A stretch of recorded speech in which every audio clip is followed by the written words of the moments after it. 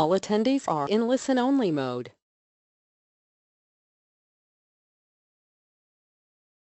Well, good afternoon, everybody, and welcome to the Network Collective's latest webinar on the topic of using telecoms contract negotiation as a tool for business. My name is John Waterhouse, and I'm CEO of the Network Collective. I'll be your host for the next half hour. As you can hopefully see on the screen, I've been in telecom strategy and procurement for over 15 years now. I founded TNC 11 years ago and have thoroughly enjoyed spending these years working with our customers to develop and execute market-leading telecom strategy. Joining me today is our special guest, Zahid Gul, who's Commercial Director of the Network Collective. Zahid, would you like to introduce yourself? Yes, indeed. Good afternoon all. My name is Zahid Gul. I'm the Commercial Director at the Network Collective. I'll be your subject matter expert for today's exciting contracts webinar. As you can see from my bio, I've been working in telecoms and IT for circa 15 years. I lead the contracts function here at the Network Collective, have been in the role for over 5 years and developed a deep centre expertise in telco contracts, supporting a range of blue-chip customers across the range of services across managed services within telco, ultimately responsible for negotiating robust contracts that deliver great value for our customers. Thank you very much, Zahid. Thanks for that, and look forward to your expert views on these very interesting topics. So before we dive into the meat of the webinar, I just wanted to run through the structure of the session. So the webinar will last approximately 30 minutes. We are recording the webinar, and we'll email a copy of that to all the listeners afterwards. Please do contact us with any questions during the webinar using the question function in the GoToMeeting application, and we will look to answer as many of those as possible both through the webinar and at the end. And most of all, we hope the session will give you a valuable insight into the risks and benefits of telecoms contract negotiation. So just maybe of interest to some of our listeners to hear a little bit of background on who the Network Collective, or TNC, is and the work that we do and how we've developed the strategies which we will discuss today. So as you can see on the screen, TNC is the UK's largest independent telecoms strategy and procurement consultancy. So our mission is to help our customers get the best possible results for the full range of their telecom strategy and procurement activities, which means helping them achieve the best possible commercial, technical, operational, and crucially for today's webinar, contractual outcomes. And as an independent consultancy, TNC has no ties to any service provider or solution, meaning TNC acts solely for the best interests of its customers. And just to give you a little more background on us, so we work with over 200 now major UK multinational companies, and over the last 3 years have led over £1 billion worth of telecoms procurement projects and delivered over £200 million worth of cost savings to our customers. And moving on to my favourite slide of all about TNC, a selection of some of the great customers we're very proud to deal with. So that's the preamble dealt with. So let's look at the agenda of what we're going to talk about today and some of the topics we're going to dive down into. So 6 main things which we want to tackle on today's webinar. So first of all, let's start with the real basics. Why do we need contract negotiation? What is the point? Moving on to what are the risks of ending up with a poor contract, so poor negotiation. What are the key critical deal principles that TNC sees? How to manage the negotiation process between customer and vendor. How to ensure collaboration with key stakeholders. So we're talking here about different groups within the end user organization, and ultimately what are the key benefits that can be achieved. So if we dive into topic 1, why do we need contract negotiations? Zahid, can you give us your views on this?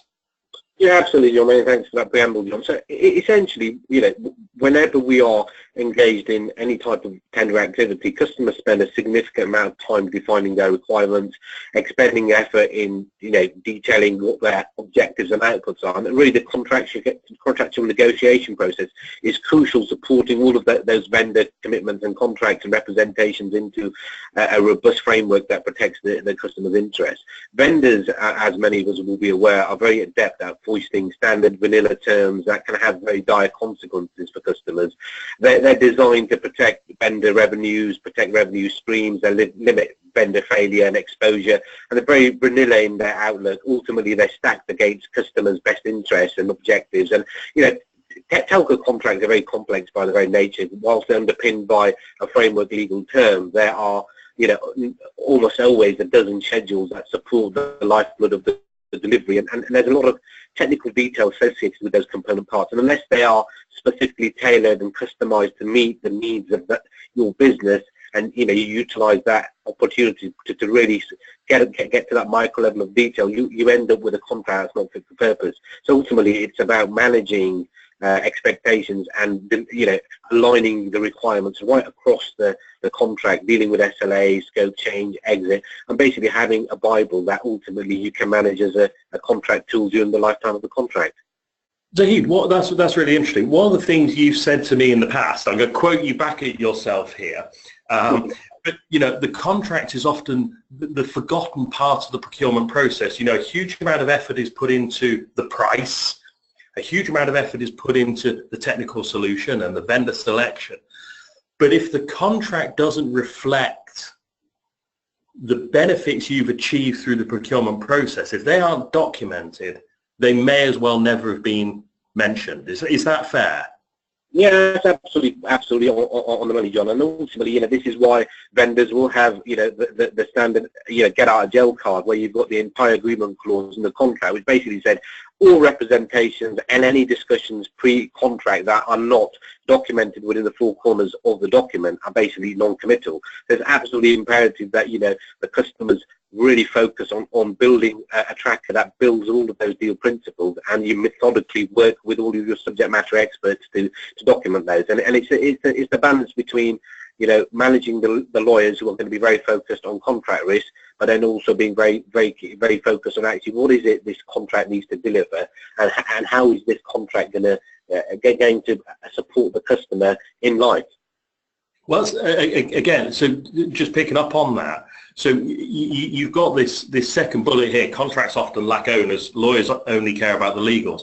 Is what you're getting at there that a telecoms contract is probably 150 pages in length, probably only 10 pages of that is the MSA, which is the real area where the lawyers like doing the lawyering work.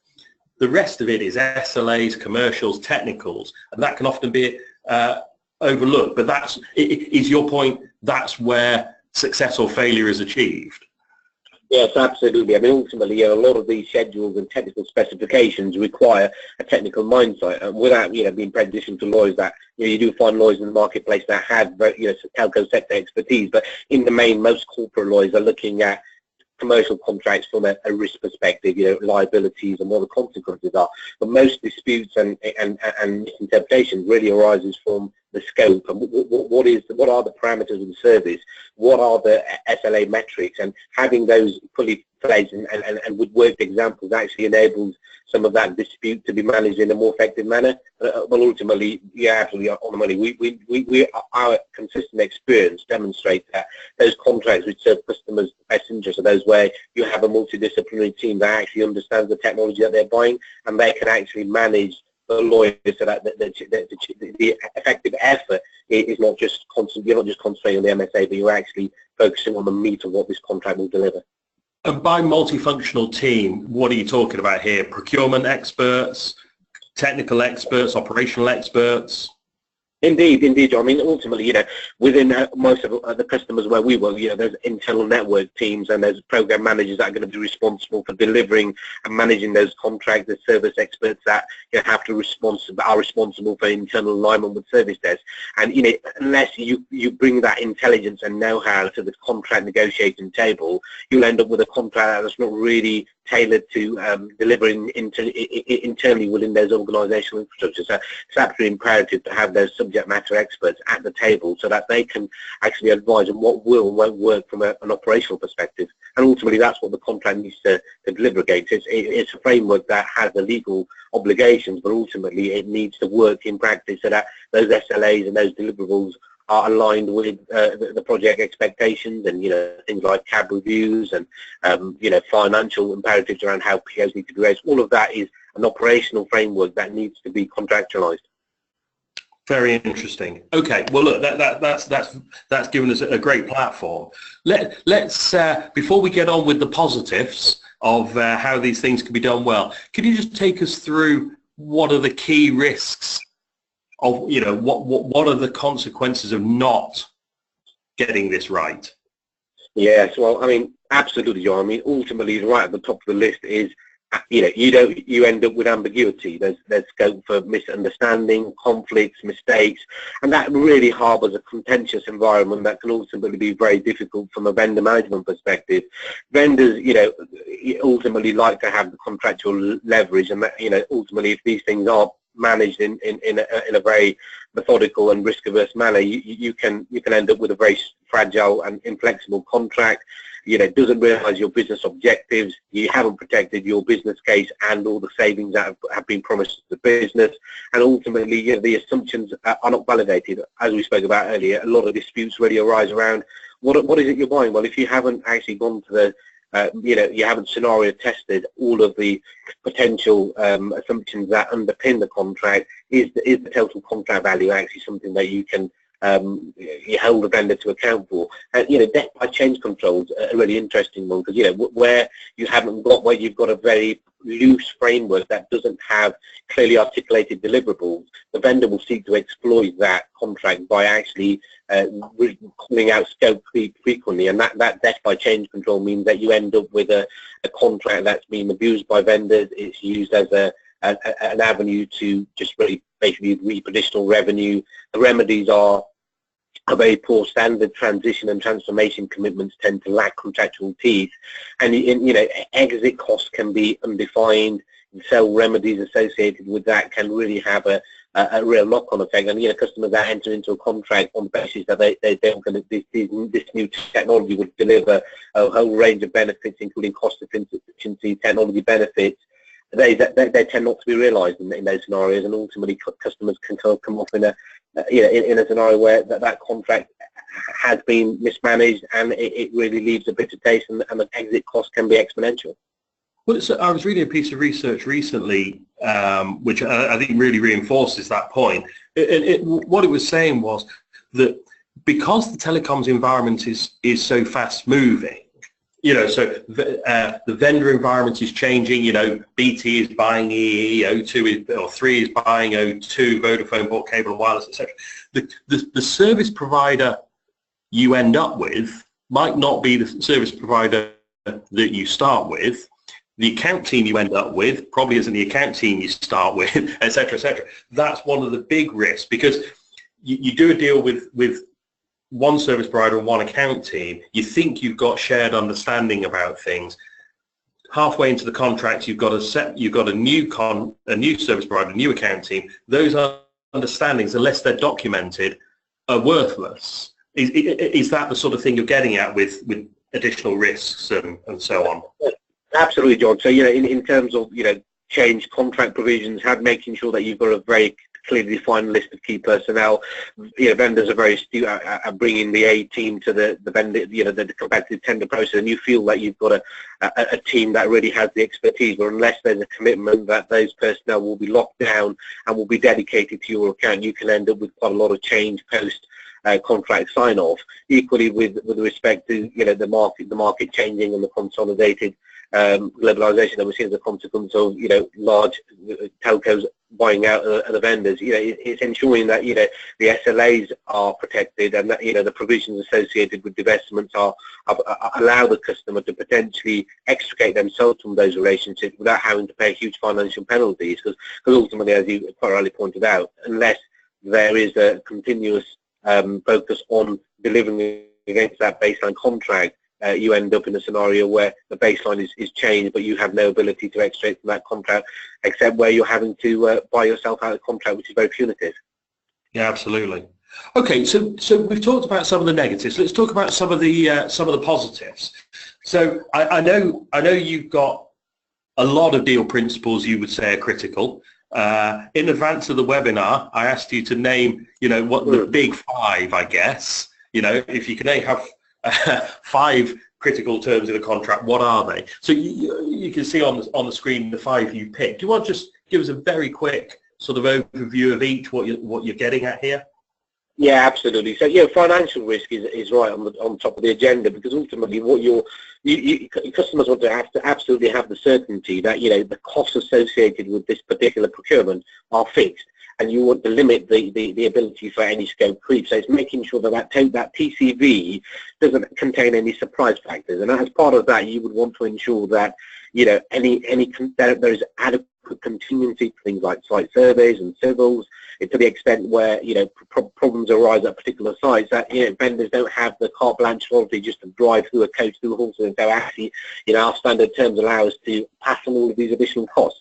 All of that needs to be managed in a methodical fashion, with a change control being substantiated and ratified by both parties.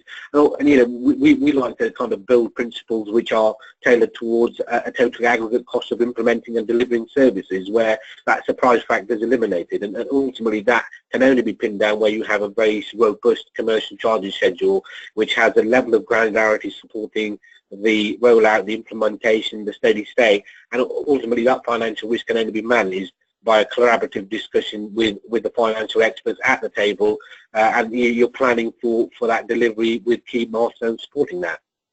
That's the financial risk. Contractually, it's all about the legal terms, but it's making sure that you haven't got an opaque contract that doesn't really give you any meaningful cover for direct losses. So relevant liability caps will be picked out by the lawyers, but it's also important to ensure that you're not limiting that risk to the actual value of the contract. Because if things do end up in a dispute, the chances are there's going to be additional costs, direct costs associated with the re-procurement exercise, wasted management costs. Many of these heads of losses are typically excluded by vendors or at the offering, and it's our approach to these two principles is essentially to explore that risk and understand who is best placed to manage and apportion that risk. There are critical risks in the contract associated with the delivery of protection of confidential information, management of data processing obligations, and again, it's all part and parcel of that due diligence, having a checklist to support that the contractual framework aligns with best practice. And in our experience, unless those terms are heavily contested, you end up with a framework that doesn't really support contractual risk.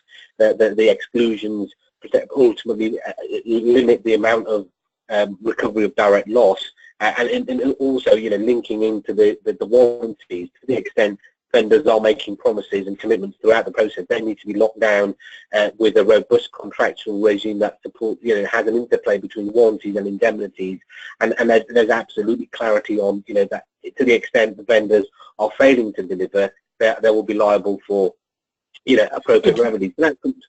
And just on that, Zay, I mean, that's a really interesting point, because you're talking about vendor T's and C's, and look, I mean, it's probably no surprise to anyone if you apply some thought to it that says the person who writes the T's and C's is like to write T's and C's that favour them, right? That's this isn't, we're not revealing any great secret here, but there are a lot of organisations that try to use their own T's and C's to negotiate telecoms contracts. Now, again, our research seems to be showing that that's not, okay, whilst that may help with the MSA, it's not helping with things like, the things you're talking about, SLA, operational service delivery and exit risk, because it doesn't cover those areas, because these are generic MSAs. Is that a fair comment, that whether it's customer-built T's and C's or vendor-built T's and C's, you've still got to go through the hard yards around risk? Absolutely, and service risk is one that we have lots of experience of managing, and we know what does and doesn't work for customers based on decades of experience in this sector. But service level agreements are generic in their nature from a vendor perspective, and you have to expend the effort to make sure that you've got tailored response times, fixed times, availability is very clear. Lots of these standard contracts are very complex, they're clunky, they're not always designed to give you the remedy. And what's worked for some of our customers, particularly in the mission critical network space, is to ensure that you are scenario testing the consequences of outputs and really emphasizing the disconnect between the very mediocre service credits you will receive under a standard contract versus what is the impact to business if you lost a core network at one of your data centers, and the knock-on effect of that in terms of the supply chain and mobility to trade. So critical success factors associated with critical enhanced credits, ensuring that there are persistent breach triggers, so that you've got a stick to beat the suppliers with it, so that it drives the right service improvement plans. There is the ability to apply meaningful remedies, so that margin ultimately has to be eroded. So ultimately, most of these contracts, as I alluded to at the outset, are all about revenue protection for the vendors, and it's important that that there's an adequate balance between the level of responsibility and risk if things aren't delivered to the SLA, and ultimately that compounds the impact if the risk the SLAs don't support meaningful remedies. Now, just on that, I know the next slide, which we're going to get to in a second, is around managing the negotiation process.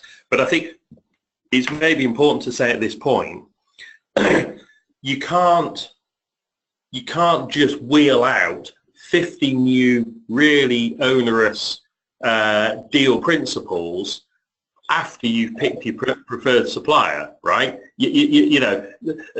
Presumably a lot of the things you're talking about here, whilst they ultimately need to end up in the contract, they're actually things you've got to put in your RFP at the start and your BAFO, and that's and then remember that you've got to then bring them into the contract. Is that a fair comment? Yes, absolutely. Because otherwise, you hit a brick wall. Because anything that hasn't been approved by the BAF within that BAFO as a deal principle will ultimately impact the price that they've tabled, which therefore opens a whole can of worms in terms of the TCO and the business benefits. And ultimately, it's about ensuring that right at the get-go, customers are very clear about what are the drivers for these deals. Why does the technology need to be delivered by a long stop date? What's the consequences of not delivering that? What are if there are delays and that impacts your existing contract, who will cover the dual running risk? Ultimately, this is about ensuring that you can deliver the new technology but extricate from your existing contract without having to pick up a significant premium because of the delays that are attributable to the new vendor, unless there's a real alignment between the incoming contract and the outgoing contract. There's a risk that some of that which falls between the cracks will ultimately have to be picked up by the customer's financial pot. So okay, so that's really interesting. I'm going to jump us onto the next slide. Just 'cause I'm conscious we're sort of starting to run short on time. But I guess what is interesting about that, Zaid, and I think a point that probably resonate with everybody listening. I'm guessing most people who are listening today are involved in a negotiation of these sorts of contracts. It's important they leave the podcast, the webinar, realizing that they are a profit center. Getting this right saves money. Getting this wrong costs a fortune. We may, as procurement people, as contract negotiators, etc., we're often being called, a cost center, but actually, the costs of getting this wrong are massive. Now, yeah, absolutely. Just very quickly, we will have to keep the next couple of slides to a couple of minutes. But the good news is I think we've covered a lot of this along the way. Just run us through the contract negotiation process as you see it. How best should people tackle that? Yeah, I mean, absolutely. I mean, I think that right at the offset, it's important that the customers own the process, manage the process. You don't let the vendors roll the process. The vendors are very astute and experienced at using the strategies to derail that. It's important to have a very clear focus on that timeline. Make sure the vendors are buying their resources. The plan is something that everybody is comfortable with from the outset, that the deliverables are very clear, the scenarios for not delivering are actually managed, and the vendors will inevitably want to explore letters of intent and other opportunities for interim measures. And I think what the process we're advocating is that plan has a mutual buy-in. The customer owns the plan, ensures that the vendors are fully aligned to that, and then you build a negotiation tracker which pulls in all of the commitments from the BAFO, and that's used as a pragmatic tool and an audit provision to ensure that all of those provisions are being managed in that manner. And ultimately, what also underpins that is the scorecard. So with TNC are a big proponent of developing, we've developed numerous checklists and scorecards that actually act as a heat map against the existing contract to identify what the key priorities are. As you said earlier, John, ultimately the contract is going to span 150 pages with lots of deal principles, but the key is to focus on those elements that are absolutely of critical importance to the customer. Yeah, absolutely. That's very interesting. And I think, actually, I'm going to skip on to the next slide immediately as well, because actually, we're talking here about collaboration. You talked about the process earlier, we touched on it. I guess the key point that you're getting at is, it's not, you can't just say to a lawyer, do this contract. That's not fair. Equally, you can't just say to a procurement person, do this contract. That's not fair. They need, the lawyers need the procurement specialists and the technical specialists to support them. The procurement people need the legal specialists, the technical specialists, etc. You're not going to get success in a contract if, for example, your technical stakeholders and your operational stakeholders don't want to review the schedules, because they're the guys who know how the help desk needs to collaborate with the help desk, how the, who are the key personnel and how that needs to be managed. They're the key people, right? Absolutely, and that multidisciplinary approach is absolutely of paramount importance, because without those technical, commercial, financial, procurement, legal and risk compliance inputs, you end up not taking into account all of the needs of the business. Ultimately, it's a team effort. You can't negotiate these things in a vacuum. Contracts are very complex, and they are ultimately the Bible that represents probably 12 months worth of effort in terms of, refining the requirements, the BAFO, the RFP, and ultimately you end up with a document which is the Bible that will engage the vendor to deliver against certain specs. So ensuring that you've got that team right at the negotiation table is absolutely important. But what's also important is ensure that everybody's clear what their responsibilities are, what the lines of engagement should be, who's responsible for making decisions, and having a very clear role within that negotiation team. Because ultimately it's important to have that balance right from the outset. Otherwise, the vendors can, if they see that there's a potential mismatch or interlinkage between the customer, they'll seek to exploit. Yeah, absolutely. And I guess I guess a point to stay with that. Apologies, the phone is ringing in here. There we go. That's gone. I guess a key point to throw into that, again, some of the people listening may well be saying or yelling, at their screen now, yeah, but I can't get my stakeholders involved. Hey, we all feel that pain, right? It's all very well saying, your head of help desk needs to read Schedule 7, which talks about, interaction between help desk and service provider. That is really hard to do. You've got to get a lot of buy-in from the leadership team, from the CIO, from all the different people, so that you can compel those people. But it is hard. It's got to be built into the plan and so on, because unfortunately, I think we all have experience that stakeholders don't want to get involved. People don't want to read a 20-page schedule of complex terminology. But you know what? If they don't, they're going to have to live with whatever it says, because, as you say, that's the Bible. That's the rules of the game for the next 5 years. Absolutely. I mean, we can't underestimate the necessity of a stable negotiation process, the importance of having the right people involved, competent with actual responsibility for those discussions. And getting this process right is really half the battle in getting to a profitable and manageable relationship that will serve and withstand the test of time. And ultimately, it's about getting deploying that effort now at the get-go to ensure that you can manage the contract in a more efficient manner. Otherwise, you just save those problems for the in-life management, which is not really pragmatic. It's not pragmatic for the customer. It's not pragmatic for the vendor, and ultimately that locks in a lot of expensive management resources and time. Yeah, absolutely, absolutely. So we've got literally 1 minute left. So I guess what we're saying is, contract negotiation management is a tool. It's a great thing to do. It's mission critical to get the results you need out of your telco contracts. Getting it right protects you, the customer, but it also protects the vendor. You may not care about that quite so much, but it does. A well-balanced contract is going to be an executable contract. it minimises time and money spent on disputes, it drives additional business benefits, it keeps you, minimises your cost, it maximises the quality of output.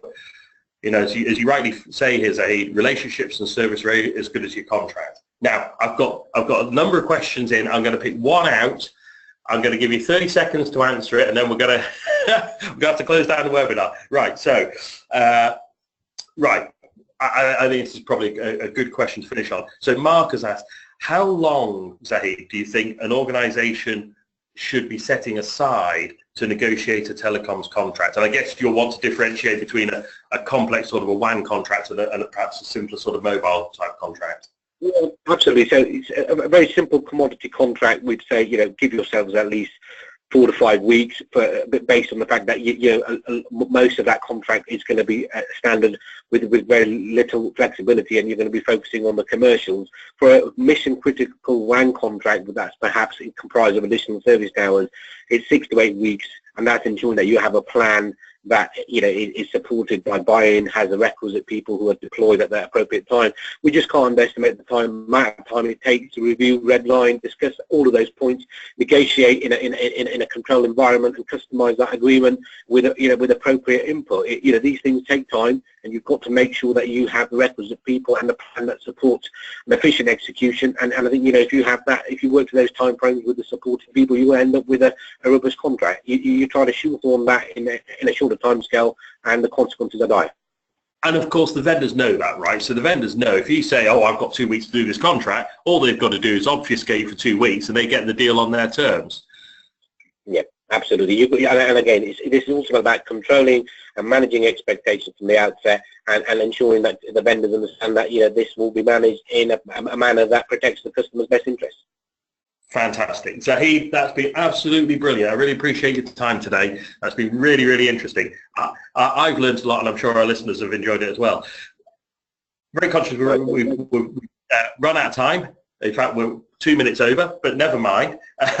So we've had a few other questions in. So thanks for everyone who sent the questions. We will respond to those on email in the next 24 hours.